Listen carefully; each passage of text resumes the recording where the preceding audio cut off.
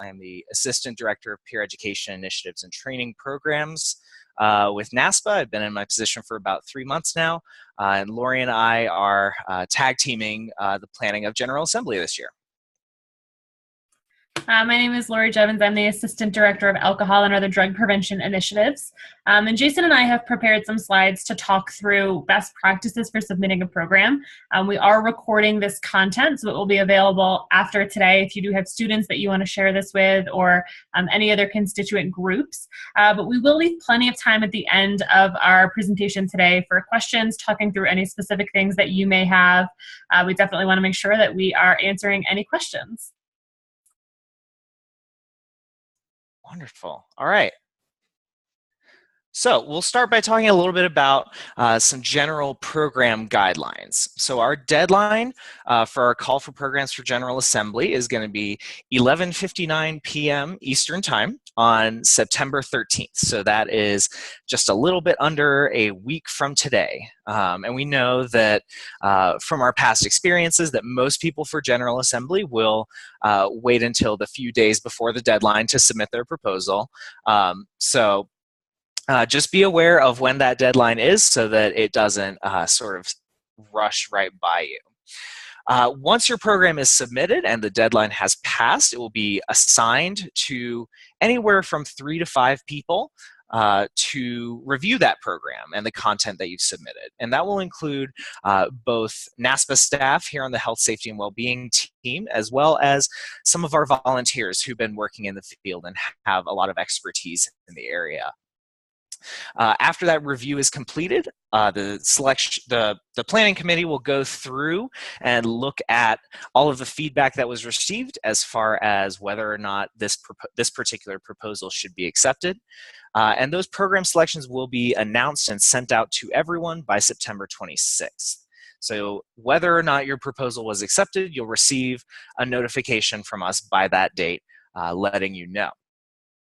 And we'll go over multiple different types of sessions that you can submit a little bit later on, but you can submit to any track or any type of session that you want.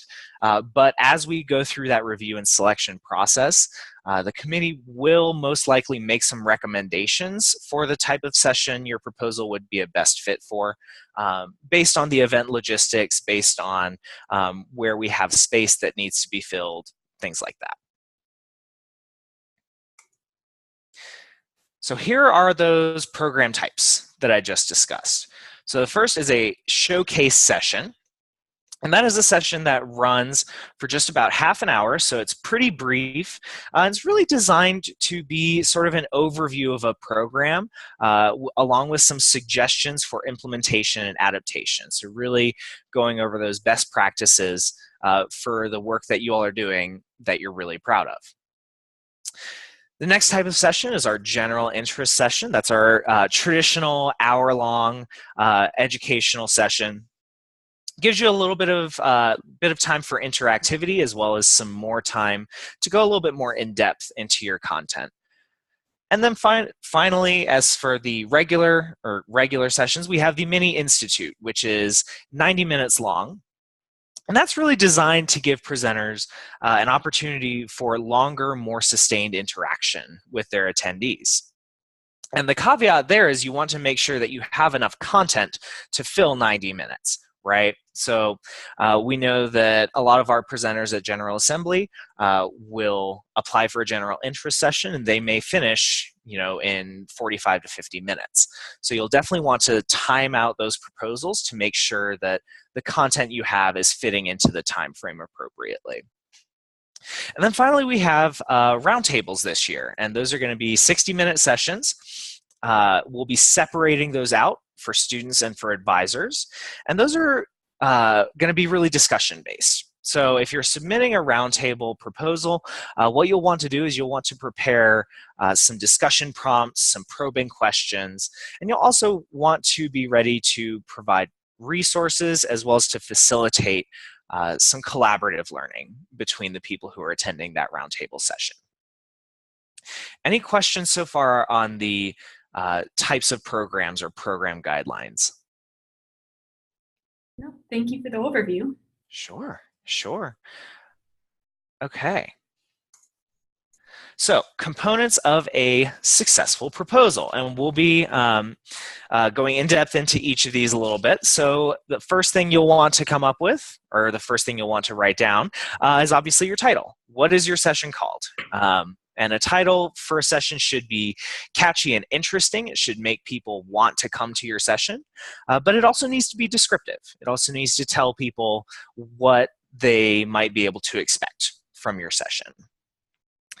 Then you'll want to think about submitting an abstract. So an abstract is really just a brief summary of what you're going to be talking about. 3 to 4 sentences. It's not too long.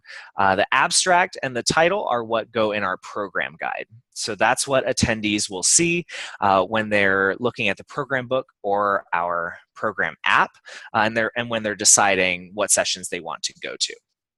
So you really want that abstract to be a really good description of what you're going to be talking about and why participants should come. Then you want to look at developing your description and outline. So that is where you really go in depth into the content that you're going to be talking about. You're going to tell us what you're going to be talking about, how you're going to frame it. Timing out the sections of your session is also really important for a description and outline. You want to give us sort of a general idea of how much time you plan to spend on each sort of section of your proposal, because that will really help us in determining whether we might want to suggest that you make this a 90-minute session instead of a 60-minute session, because you could probably spend some more time on activities. So timing it out can be really, really helpful. Also in that description, you'll want to include descriptions of any activities that you're going to do, as well as some indication of foundations in research, evidence-based practices, things like that. You also want to give us some learning outcomes. So learning outcomes are basically what participants are going to walk away from your session with. So general rules for learning outcomes, you want them to be specific and measurable. So you don't want this sort of abstract concept of participants are going to learn about X, Y, Z. Okay, you want it to be specific and measurable. And you want to use action verbs. So participants will identify, participants will critique, things like that. And then finally, you'll also want to think about your presenter backgrounds. So these are all the people who are going to be presenting, whether it's one person or more. And you want to tell us why you're qualified to speak about this topic. So if it's a health and wellness topic, maybe you've had some specific training on that topic, or it's in your educational background, or maybe you have a personal history and some personal experience with that topic that you're bringing into the room to share. If you're talking about a program and how it can be implemented, you want to talk about, did you implement this program? How long have you been implementing it? Were you involved with the planning process? So you want to tell us a little bit about who you are and why you're submitting this specific proposal. Any questions on those components before I hand it off to Lori to talk about our submission form? Nope, I'm good. Thank you. Great. All right, so the call for programs is live. As Jason mentioned, the deadline is next Thursday. Though if you wait until next Thursday and you're having technical difficulties, Jason and I will try and be available. We typically do have about 150 programs submitted, so our bandwidth isn't always as great. We do encourage you to submit early if you can. You can click on that red button, and once you do, Jason, if you want to advance to the next slide, it will take you to what's called our Call for Programs tool. We've done some screenshots of what you will see in the tool, but I will note and underscore and highlight an exclamation point and bold that you cannot save anything in this tool. Once you hit submit, you can make any edits that you would like to make. But if you're doing things in the form as you're going, and you lose internet connection or anything like that, unfortunately, all of your information will be lost. So we encourage you to put everything into a Word doc. You're welcome to go into the Call for Programs tool and look at what fields we ask for. Jason did just talk about a lot of them on the last screen. But we encourage you to save everything in a Word doc because the field does not auto-save or save as you go. Unfortunately, you need to put something in all of the required fields to be able to have the submission be saved in any way. So definitely we encourage you to put something in a Word doc or save it in your email in a copy. But I'll go through some of the fields that you will encounter so that you know what we're looking for. So the coordinating presenter will be the primary point of contact for us as staff and also for the session as a whole.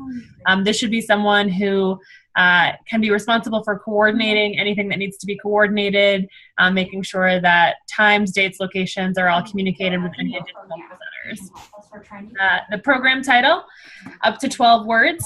Be as creative as you would like. This will be both in the mobile app as well as in the program book and on the website. So get people interested in your session. We do have 4 different session aims for this year, and they really talk about what the sessions will focus on. So one is individual skill building and leadership development. One is program description and adaptation. One is peer education group development. And the last are cultural trends and campus issues. So thinking about what your session would focus on would really indicate which one of those themes would apply to your session. After it's supposed to go till 1 that, so maybe we can get more. Sorry. The next thing that we will talk about is the abstract. And just like the title, the abstract will be found both in the program mobile app, the program book, as well as on the website. This will really be the only thing that attendees see of your session. While reviewers will see the description, the full description, as well as the learning outcomes, attendees will only have the program title and the program abstract. Abstract is limited to 150 words, so be concise if you can. I am not normally concise, but I try to when I'm writing a program abstract. Jason, if you want to move on to the next slide. The program outline or description will be that full content. It's 1,500 words. It's a pretty lengthy field for you to write anything you would want to write about your session, any research driving the content, anything that might really help provide full context for what you would be talking about. One of the main things that I as a reviewer look for in the program outline and description is just that, an outline. How will you be spending the time, especially if you are submitting to one of the 30 or 90-minute sessions? We want to make sure that the program that's being presented is an appropriate fit for the time allotted. As Jason mentioned, you are welcome to submit to any of the different session types, but we may make recommendations as staff, just knowing either this is a session that's going to have really great conversation, we want them to have more time, or it doesn't seem like you have a fully fleshed out proposal, we might suggest you do a shorter time frame. I really want to know, again, what background is happening for this presentation, what's been done either on campus or in the community, what evidence is informing this practice, if there is research, making sure that we're highlighting that. If there are gaps or need areas or ways to say this is still developing, I think acknowledging that's one of the things we tell our reviewers, and we will wrap up the session today by talking about what our reviewers will be looking for. Is this presenter aware of kind of the larger context of what they're talking about? We do ask you to identify any AV needs. The typical room comes set with a projector, a screen, and some 3M paper with markers. We do not provide laptops or any sort of additional technology. If you need a Mac adapter, that would be on you as the presenter. There also is no Wi-Fi in the space, so making sure that anything in your presentation is downloaded ahead of time or put onto a USB. We do always recommend that you not only save things to your desktop, but also in an email or on a flash drive or some other way. A few years ago, one of our presenters left their laptop in the back of their car at the airport in Montana. And tried to scramble the night before to pull together whatever slides they could remember. So it happens, it's unfortunate. We try and avoid it if we can. And then one of the last things that we really look for is the background of the presenters. Who will be talking? Is it primarily student leaders or those professional staff? Is it a combination of both? Have these facilitators presented in other spaces? Have they presented at other conferences before? Really just looking at who would be talking and kind of what their experience would be in highlighting this conversation or topic. And then I think there's one more slide on the form. Which is just really important. Your form is not submitted until you click that confirmation and I am not a robot. Once you hit submit, you do get a really nice screen that says your program has been submitted and you receive an email of that confirmation. It sometimes does take an hour or two, depending on what else is going on in the system, for you to receive that email. So if you don't receive that email by the next day, definitely let us know. We can look in the back end and make sure that your program was submitted. But sometimes it doesn't happen automatically. As Jason showed on this screen, this is what the email will look like. You can update that submission by clicking on that blue link at the top.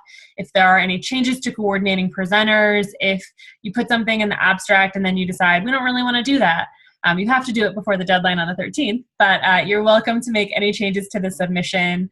I will also say, if you start putting something in the form and you're running out of time, you can just put test or sample in all of the required fields if you would want. You would get this email and it would allow you to update in a more complete way later on.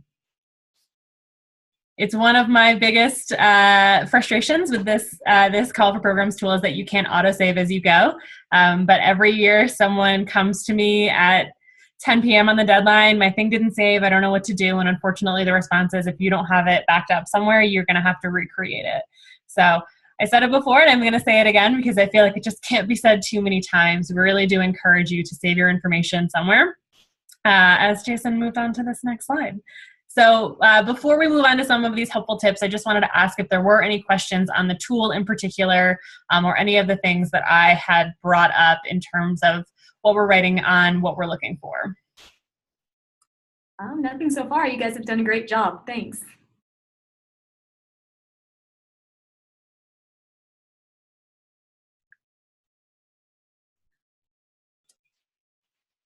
Right. So we'll go over these helpful tips real quick. A lot of this has already been covered, so I won't belabor any of these points.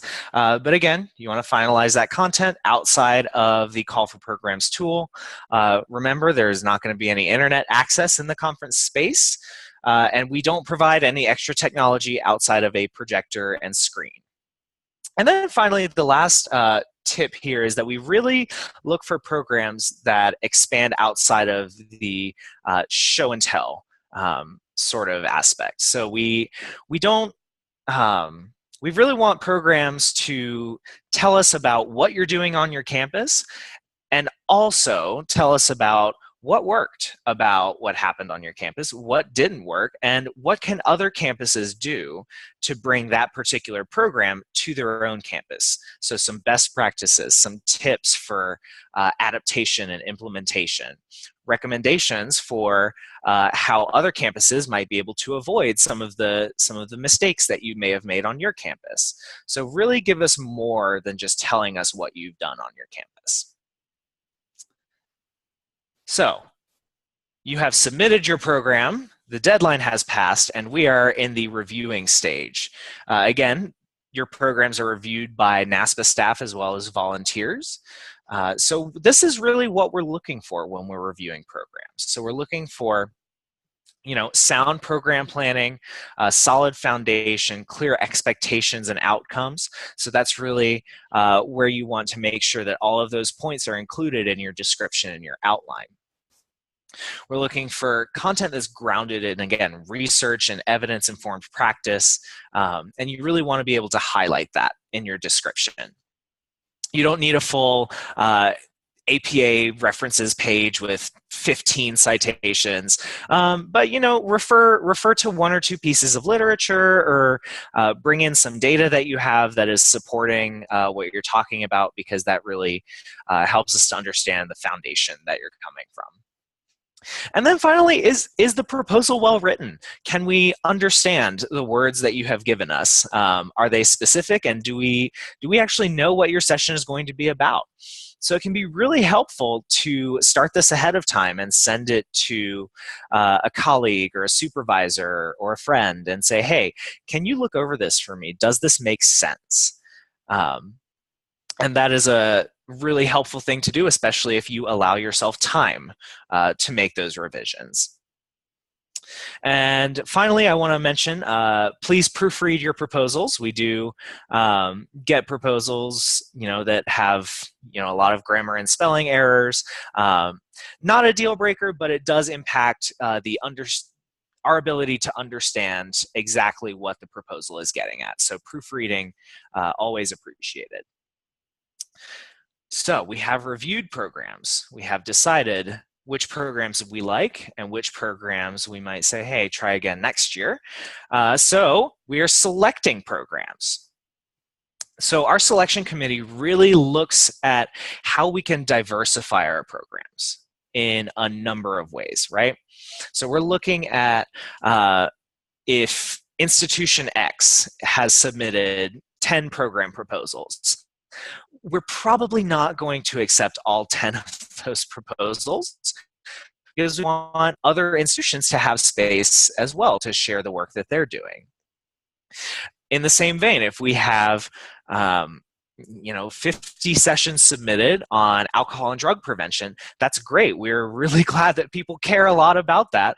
We're not going to select them all because we want to hear about other topics like sexual health, violence prevention, all those things. So we really want to have a diverse set of programs that we're offering to our attendees. Important to remember that program review and program selection do not happen immediately, so there is some time that we take in those processes, which is why there is about a 2-week period between the call for programs deadline and the date when we will have program selections announced. So if you haven't heard anything by September 26th, feel free to follow up. Before that date, know that we are working through our process. And then finally, the coordinating presenter will receive feedback from all of the reviewers on their proposal. Only the coordinating presenter will receive that feedback.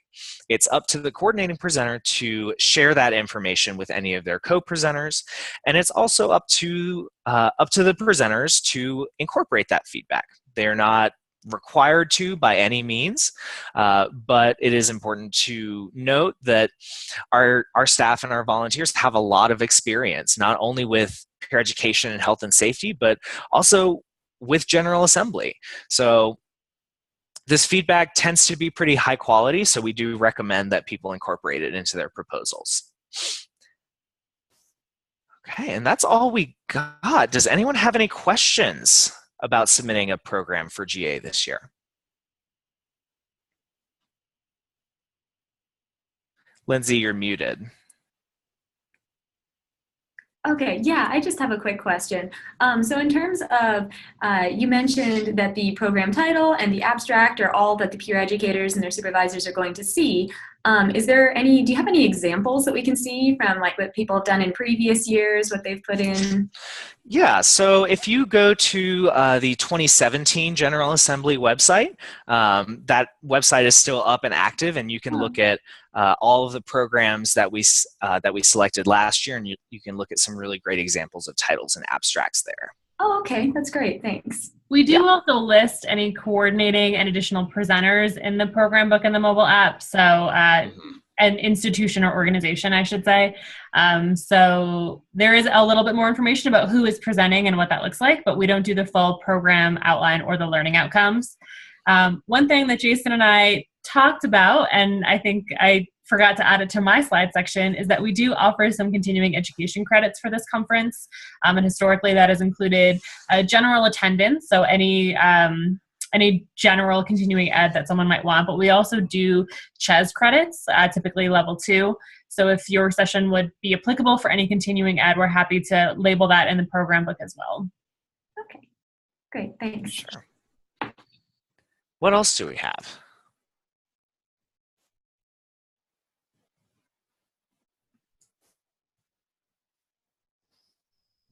Great. So we have answered all of your questions, and you are going right to our call for programs tool to submit your proposal, yes? Wonderful. Great. So Lori, did you have anything else to add before we end our call today? I was just going to say that we will post this on the General Assembly website. So if people do have ongoing questions, you want to go back and re-listen to our amazing presentation on what you should submit, you're welcome to. But we will also be on email all next week. We're happy to answer any questions that come up for you as you do go into the tool and want to submit. We intentionally moved the deadline from a Friday to a Thursday this year because we know a lot of people are submitting on the deadline, are having technical issues, or running into questions. So we really tried to be intentional about being able to provide some of that customer service. So if things are coming up for you as you are submitting, please don't hesitate to reach out. We are ready and available, and there's a whole team of people that share an office with us that would be more than happy to help troubleshoot any tech issues or really just talk about any content questions that you may have. Excellent. Thank you. Yeah, thank you all for coming, and we look forward to seeing you all in Orlando. Perfect. Bye, everyone. Happy writing. Thanks, y'all.